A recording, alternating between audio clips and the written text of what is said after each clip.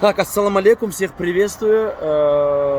Сегодняшнее видео будет посвящено жителям Октябрьского района, так как я нахожусь на территории Октябрьского района.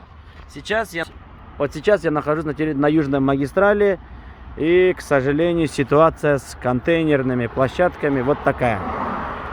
Честно говоря, не только на Южной магистрали, практически во всем Октябрьском районе ситуация аналогичная. Вот такая ситуация. Я хочу маленькие разъяснения дать. До этого вы знаете, до этого Тазалык никакое отношение по вывозу твердобытовых отходов к Октябрьскому району не имел. Но, как вы, наверное, все знаете, на сегодняшний день, недавно нами с муниципальной администрацией был заключен договор на вывоз ТБО. Теперь вывозить мусор с Октябрьского района будет Тазалык.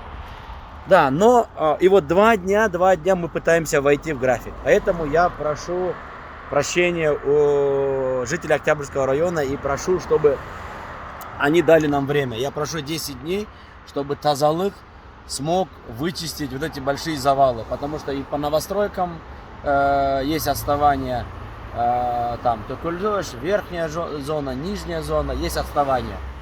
Компания, которая была здесь, которая обвиняет нас, имейте в виду, вот в таком состоянии мы принимаем район. Чтобы вы знали, таких видео у меня много, мы сделаем нарезки, весь район мы объездили в таком состоянии. Именно вот в таком завальном состоянии, и то это мои покрасили вчера. Это вчера мои покрасили. Мы принимаем район. Но несмотря на это, я думаю, что 10 дней, и мы, дай Аллах, войдем в график.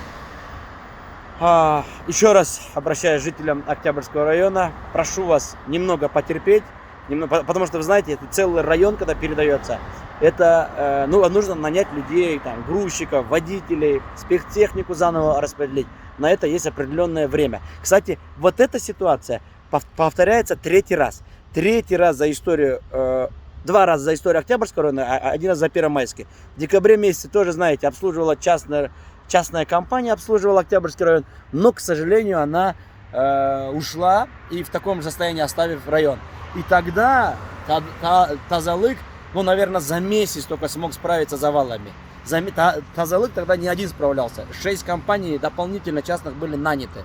В этот раз мы не хотим никого нанимать, потому что у нас еще долги есть с прошлого завала. Мы еще не рассчитались, около 12 миллионов. И с Первомайским районом такая же аналогичная ситуация была. Когда частник приходил, работал на участке, потом уходил в разных причинах. Я комментировать не буду, в силу каких причин он уходил, но оставлял вот такие руины после себя. И когда Тазалык заходил, там еще и отдельный блок сделаю, там еще и недоимку вешали. Поэтому жители Октябрьского района, извиняюсь и прошу вас немного потерпеть.